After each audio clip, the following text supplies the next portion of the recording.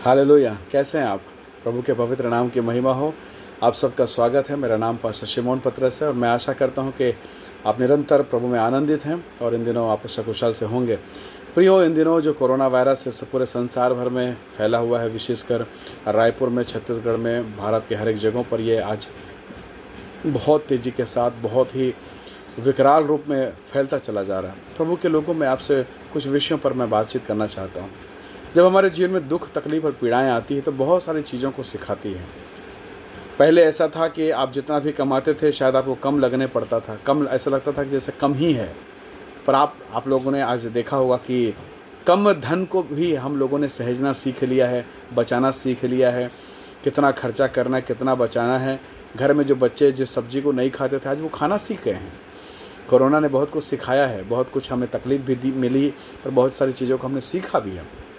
प्रभु के लोगों, जब हमारे जीवन में दुख, तकलीफ़ और पीड़ाएं आती, जब समस्याएं आती हैं, तो हर बार परमेश्वर कुछ ना कुछ हमें सिखाता है। मैं पिछले दिनों कल के बाइबल अध्ययन में, यदि आप हमारे चैनल में नए हैं, नहीं जानते, तो ज़रूर से आप शिमोन पतरस मिनिस्ट्रीज़ या शालोम चर्च रायपुर करके ज़रूर से यूट्यूब में सर्च कीजिएगा, आपको ज़रूर से हमारा चैनल मिलेगा।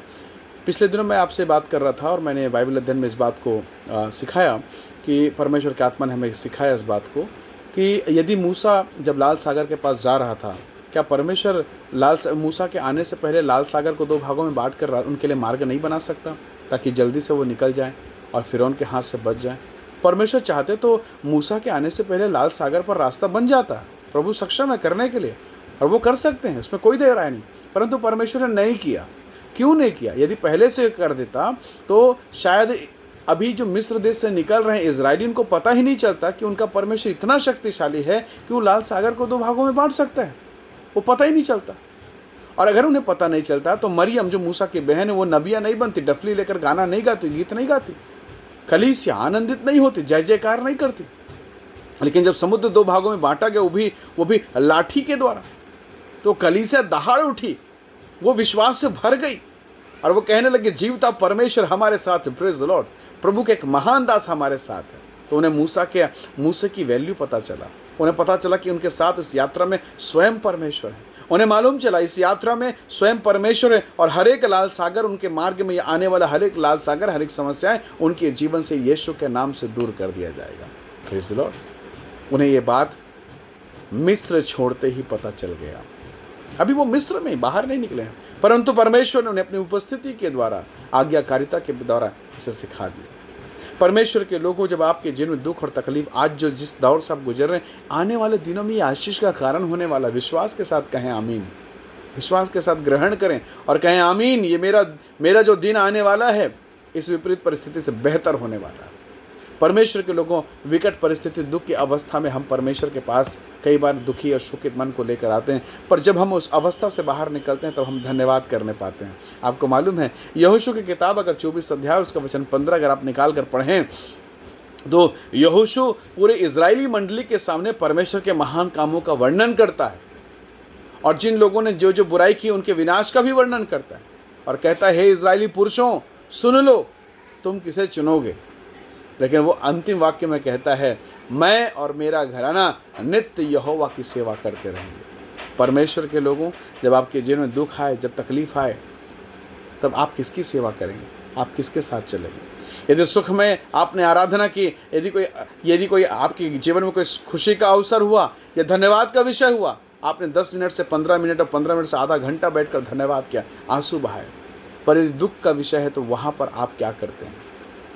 यहोशू 24:15 कहता, आज चुन लो कि तुम किसकी सेवा करोगे, परंतु मैं तो अपने घराने समेत यहोवा ही की सेवा नित्य करता रहूँगा। सो परमेश्वर आज की सुबह इस विषय पर आपको निर्णय लेने में सहायता प्रदान करें। आप नित्य किसके साथ रहेंगे, किसकी सेवा करेंगे, किसकी उपस्थिति में आप चलेंगे? हालेलुया। बहुत बार निराशाएं हमें तोड़ देती है, पर याद रखिएगा प्रभु के लोगों, जो पत्थर से मूर्तियाँ बनाने वाला जो शिल्पकार होता है, वो अपने छीनी हथौड़ी, अपने औजार को बार बार उस पत्थर पर ठोकता है। कभी उस पत्थर से पूछ लीजिए, काश वो पत्थर बोल पाता। वो कहता, मुझे बहुत पीड़ा हो रही है कि आप सीधा हथौड़ी और छीनी को लेकर मुझे ठोके जा रहे हैं, नॉन स्टॉप, लगातार, बार बार। वो पत्थर कहता मैं तो टूट जाऊंगा, मैं तो बिखर जाऊंगा। पर हर बार जो वो शिल्पकार, वो मूर्तिकार उस हथौड़े के द्वारा करता है, उसे मालूम है यदि मैंने ज़्यादा इसे ठोक दिया, ज़्यादा प्रेशर लगा दिया, ये टूट जाएगा। उसे वो उतना ही मारता है, उतना ही ठोकर देता है, जिससे उसके उस चट्टान से, उस पत्थर के टुकड़े से अनावश्यक चीज़ें निकल जाएं।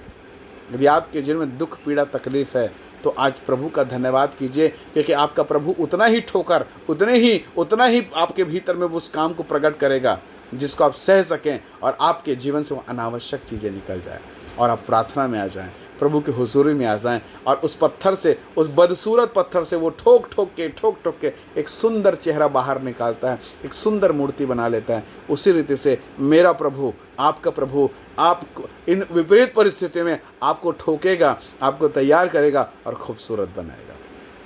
यीशु ने कहा मैं इस पत्थर पर अपनी कलीसिया बनाऊंगा। मेरा प्रभु आपके जीवन पर अपनी महिमा को प्रकट करेगा। विश्वास कीजिएगा। आज की सुबह प्रभु आपको बहुत आशीष दे। आपके घर में, आपके परिवार में, आपके आंगनों में परमेश्वर की उपस्थिति यीशु के नाम से कार्य करेगा और आप आशीषित होंगे। विश्वास कीजिए, विपरीत दशाएं आपको निखारने के लिए है। आपके साथ परमेश्वर है। यदि प्रभु आपकी ओर है, आपका विरोधी कौन हो सकता है। तूफानों से, आंधियों से मत डरिए, आगे बढ़ते जाइए, क्योंकि आगे यीशु है, वो आपकी सहायता करेगा। प्रभु आपको बहुत आशीष दे। आइए अपनी आंखों को बंद करें, आइए हम प्रार्थना में जाएं। प्रेमी पिता, धन्यवाद मेरे प्रिय भाइयों के लिए, मेरी बहनों के लिए, जवान बेटियों के लिए, हर एक को आप आशीष दें और यह संदेश इनके जीवन के लिए आशीष का कारण होने पाए। यह वचन इनके जीवन के लिए आशीष का कारण होने पाए। यहोशू बहुत प्रकार के विपरीत परिस्थितियों से होकर गुजरा, परंतु अंततः उसने कहा मैं और मेरा घराना नित्य यहोवा ही की सेवा करते रहेंगे। प्रभु मेरे प्रिय लोगों को आशीष दे, इन पर दया कर, ये निरंतर तेरी उपस्थिति में पाए जाएं और हर एक विपरीत परिस्थिति इनके जीवन के लिए अनुग्रह, आशीष और महिमा का कारण होने पाए। हम सारी महिमा आपको देते हैं। धन्यवाद के साथ विनती प्रभु यीशु के नाम से मांगते हैं। आमीन, आमीन। प्रभु आप सबको बहुत आशीष दे।